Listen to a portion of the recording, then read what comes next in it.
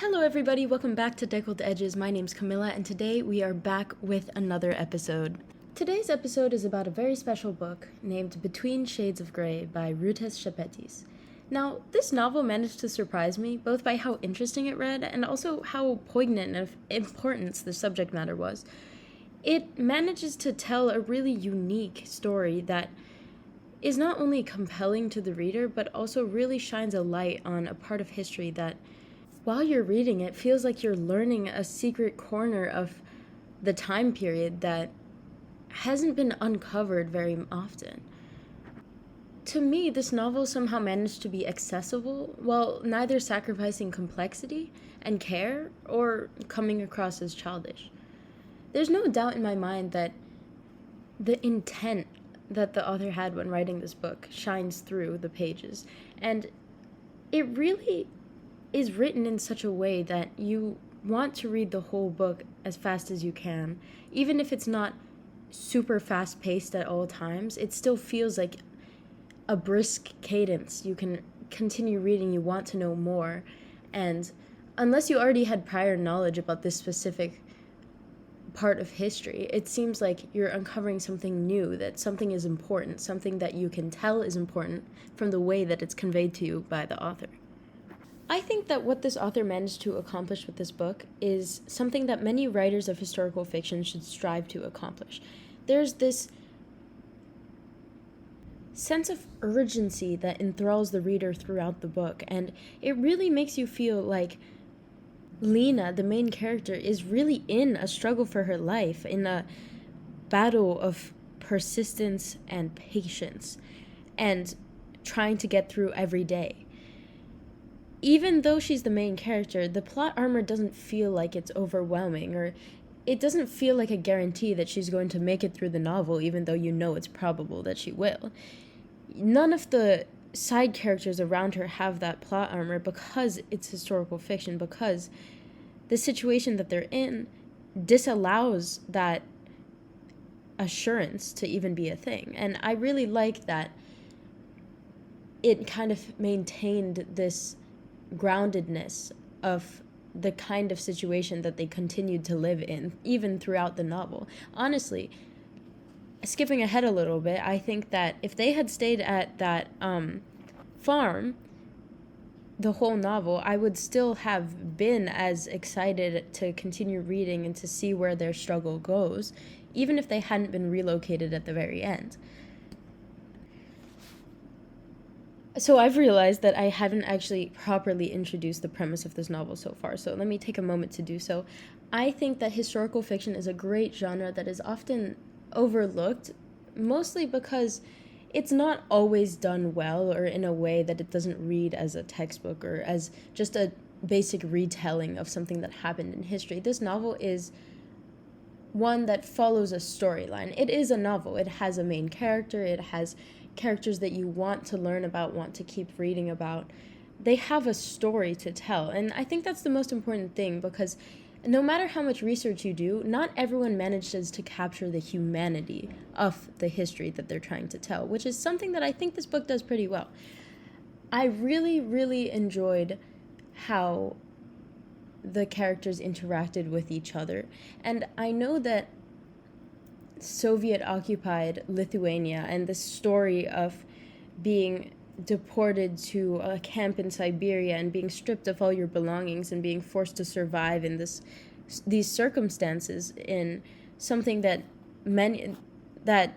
was harrowing, basically.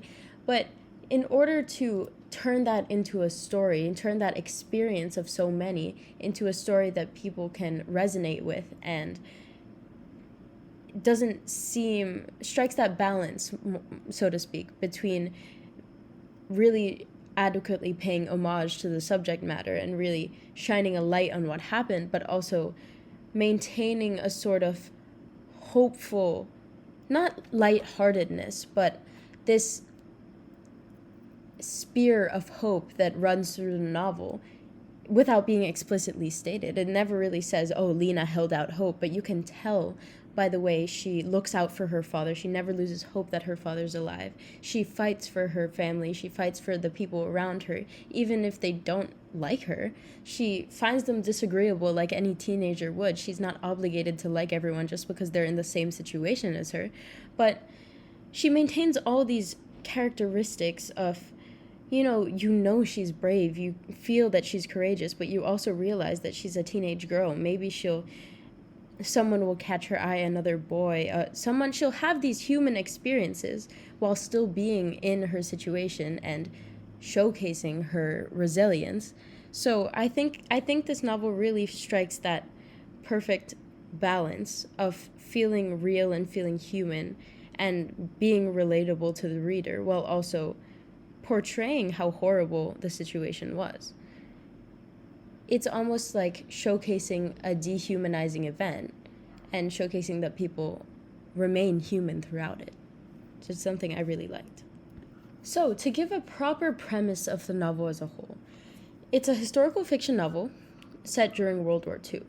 The story follows this girl named Lena Vilkas. She's 15 years old and she's Lithuanian, and the story is set during Stalin's and Soviet occupation of the Baltics, but also shortly before Hitler invades and takes over the Baltics.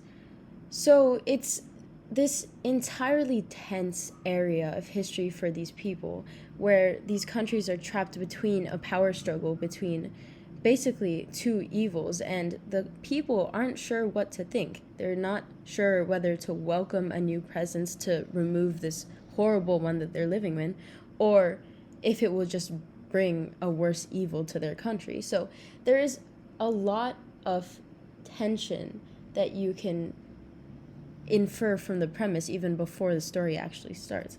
So she's arrested by the Soviet secret police, the NKVD, alongside her mother and her younger brother. They're deported from their home and they're forced into a labor camp in Siberia. A lot of this novel takes place both while they're being deported on their journey in their cramped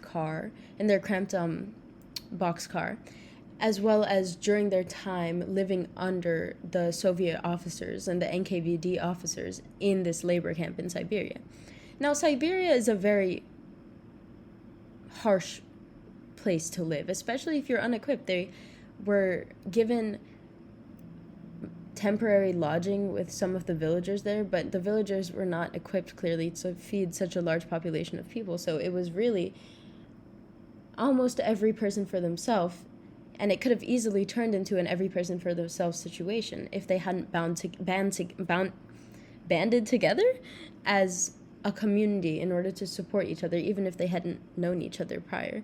People are bonded by these situations, and that was something that made this novel stand out and really feel that sense of that spear of hope throughout, that made you feel like maybe some of them would get out of it, maybe there was another side, that you could really tell a human wrote the book, and it was based off of real human experiences because of that community that was formed, rather than pushing people away and that being the end of it.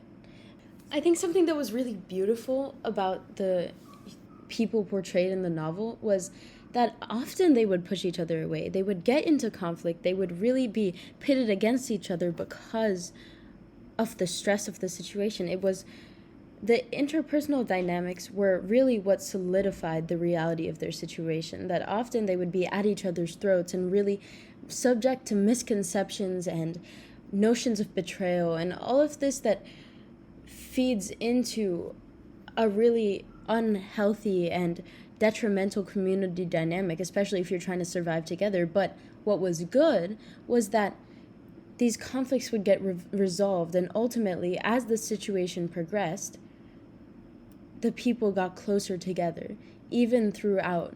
At a certain point, people's wrongdoings, people's interpersonal disagreements meant much less.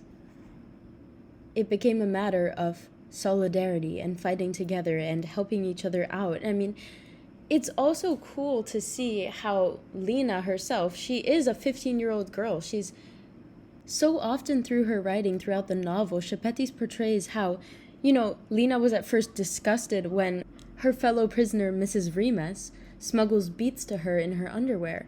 But after this initial lapse where we see the dissonance of the situation that they're in coming into conflict with their previous life, we see that Lena learns to understand that these are unnecessary acts of kindness that are really selfless and dangerous of the person to do. And this is what really forces the reader to resonate with the character and to understand the true resilience of what is going on, because she is a person who lived a comfortable lifestyle beforehand, who was going to be an artist, who had aspirations, who had something that she was good at that was supposed to solidify a future for her, she was in a comfortable enough financial situation for her parents to send her to art school, and yet she is suddenly plunged into this unfamiliar situation, forced to be a role model for her younger brother, forced to figure out how these dynamics and these communal dynamics work, and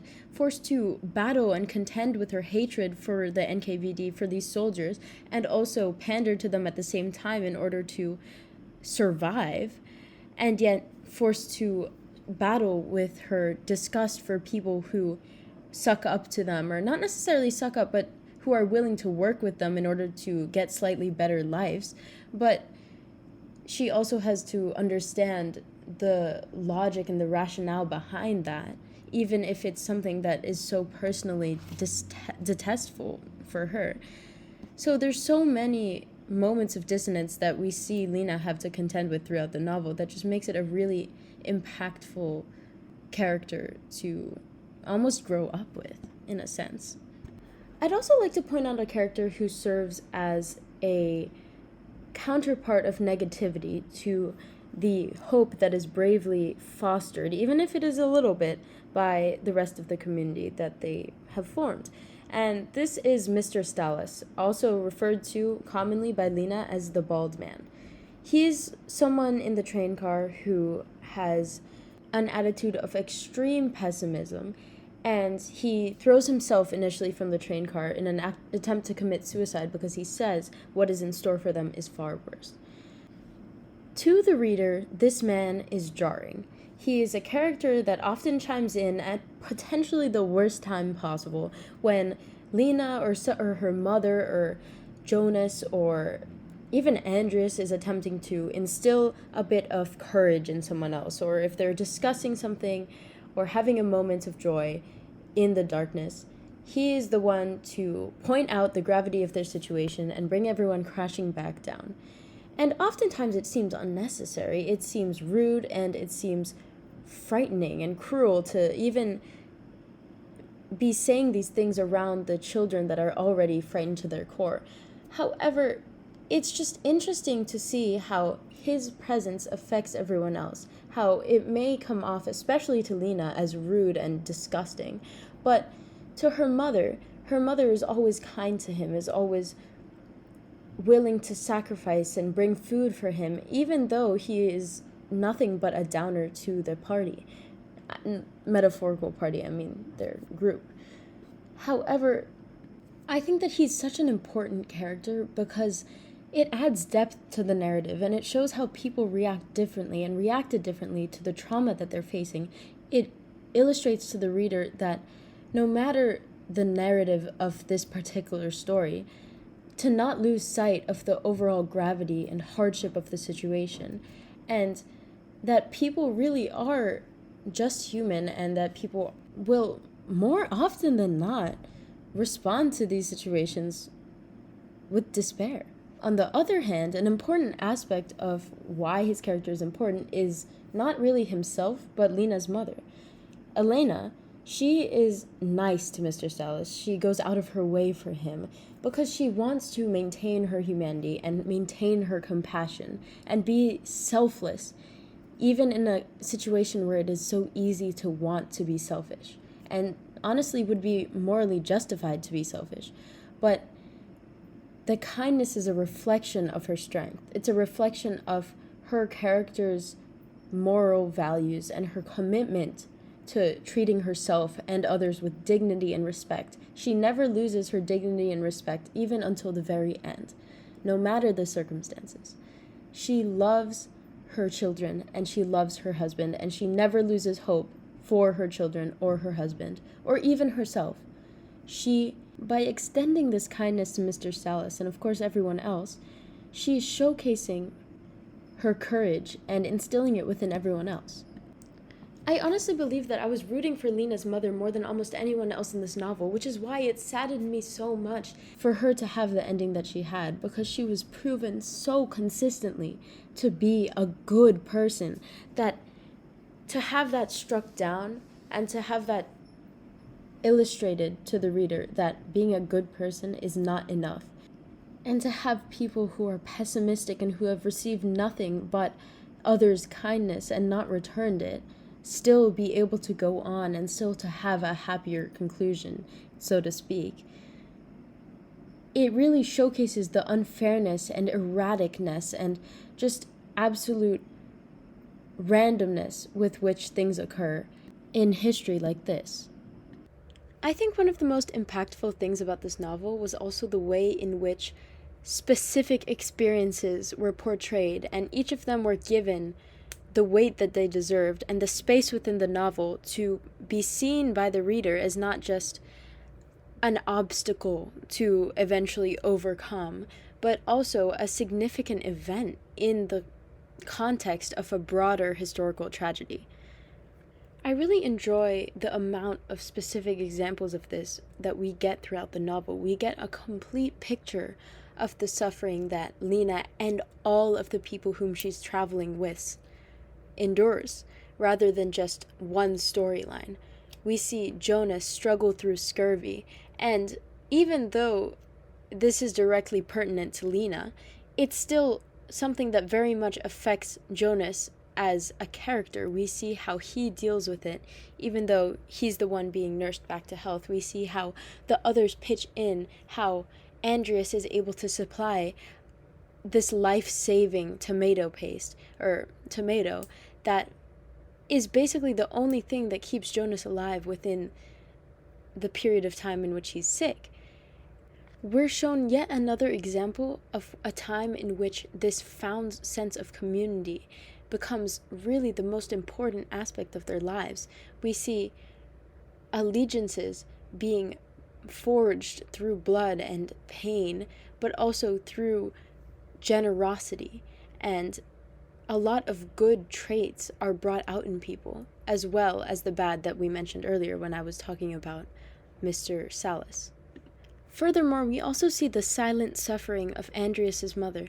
It's not given much specific attention in the novel, but it definitely is an event that is ongoing in the background and really weighs on your mind as you're reading the novel. You realize that even through Lena and her family's suffering, there is someone who is suffering in a different manner, who may have a slightly nicer accommodation, but it is she who must have found the courage to do every single day the very thing that Lena could not imagine having the courage to do in a million years, which is to, in a sense, submit to the NKVD as if they were their masters, which is something that Lena, with her willpower, would never want to do and never really fully does, which is a good thing for her. But some, she comes to realize, such as Andreas's mother, don't get that choice. They have to live every day knowing that they committed a soft form of betrayal, even if it wasn't in their control. They have to live with that guilt, even if it's misguided, even if they hold no fault. So definitely that was another poignant experience that really showed how fleshed out this novel was. And also we see, Lena coming to terms with that, and coming to terms with the fact that not everyone has the same experience as her, and obviously she is going through a very challenging and harrowing time, but we still get to see that she is a teenage girl, and she's going to have misconceptions, and her ideas are going to be challenged even as she is forced to mature and grow up at a rate much faster than anyone else. Another important thing to note, I think, is how well this novel showcases the NKVD's attempt to break the willpower of the deportees, and how strong the collective will to resist of these Lithuanians is. The reader can really see this in when the NKVD is trying to force the deportees to sign a document saying that they will agree to 25 years of labor, and each of them, for fear of getting shot and killed right in front of everyone else's eyes, they still refuse. They still collectively sit in silence, unwilling to budge.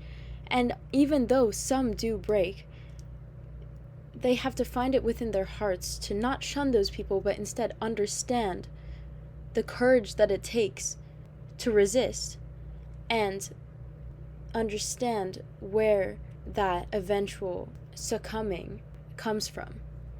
Something that I really love so dearly about this novel is the complex emotions showcased and just how deeply we are able to understand Lena, and not only her lived experience itself, but her mindset, how that had to change, how she had to adapt. All of that, we feel like we get a human on the page rather than just a character going through horrific experiences. It's a person. And that person has emotions other than fear, other than will. She has the ability to feel attraction, to feel affection, even in the midst of an event like this. We can see this through her relationship with Andreas, like I was mentioning. It's difficult to navigate incorporating a kind of romantic relationship within the plot of a novel like this, but it's done really well in this book. It's done in a sense that, it's not glorified. It's very gritty, and nothing that they do or say is necessarily perfect. It's not an initial attraction that grows. It's, a slow kind of understanding between two people that occurs over a long period of time and a hard period of time. But they don't allow, I feel like through this relationship, the author allows the reader to understand that their hearts are not allowed to harden completely. They're still open to people, to other people, to connection, which is showcased both through Lena and Andreas' relationship, but also through Lena's relationship with her community. In addition, the promise to find each other is so important, I believe, because it brings the reader back into the reality of the situation a little bit. It makes you realize this is not guaranteed to end well for these characters, even though, end as it might. It's a reminder that there are still more trials ahead, that they're not in the clear yet, and in fact, they might not ever be in the clear. And honestly, in the latter half of the novel, my heart began to sink. This feeling of helplessness that really is conveyed, like, even no matter how much hope these characters hold, the second that you get to the turn, to the twist in the novel where you find out it doesn't get better from this farm, it gets worse. It becomes a completely new situation that seems somehow even more inescapable than before. It's a really artful execution that was a really interesting progression that I don't think I expected. Because I already began to feel like, they're spending a lot of time in this farm, the novel must be coming to a close. But that's the kind of thing that really shows you how well this book was written, because it doesn't feel dense, it doesn't feel too heavy, but you really understand the weight of the topic, even as the book keeps pushing forward. I really also enjoyed how Lena has to reckon with morally gray in this novel. We see that not only us as the reader have to understand the depth of some characters and how, humans are human. They're not going to be just good or bad. But we also see a character have to realize that in real time, more or less. And I think that's something special that not every character really has to deal with in an appropriate situation. A lot of authors will kind of incorporate morally gray characters and have them kind of, be a significant character, but a lot of the time, another character in the book doesn't necessarily have to reckon with it with the same weight that Lena does. She has to understand that the officers of the NKVD who have put her through literal hell and back And yet, she has to realize that they are humans too, and that, like her mother did, they are possible to reach, to get through to, even in a small way. So I really liked that. I really liked how at the end of the book, there was this sort of sigh from Lena, this realization, this weight off her shoulders that she doesn't have to carry the whole responsibility of the hatred that she has to hold to these officers. She doesn't have to carry that with her for the rest of her life. She can simply accept the situation as it was and not necessarily be so bitter, not for the sake of the officers, but more so for the sake of herself, for the sake of her sanity, and for the sake of her future life. To wrap things up, I really feel like this story was so well written and so powerful that it really left an impact on me, and I highly recommend that anyone listening to this should read it in the future.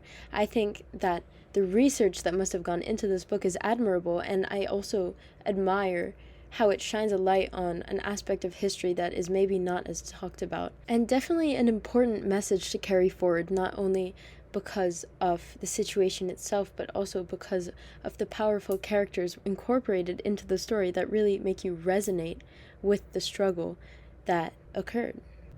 Thank you so much for listening to another episode of Deckled Edges. I really enjoyed recording this one for you all. I hope you found another good book to read. I hope you enjoyed the discussion. I hope you enjoyed the analysis. And I hope that you had yourself a good, relaxing time and that you'll tune in for another episode in the future. Thank you so much for listening. Bye!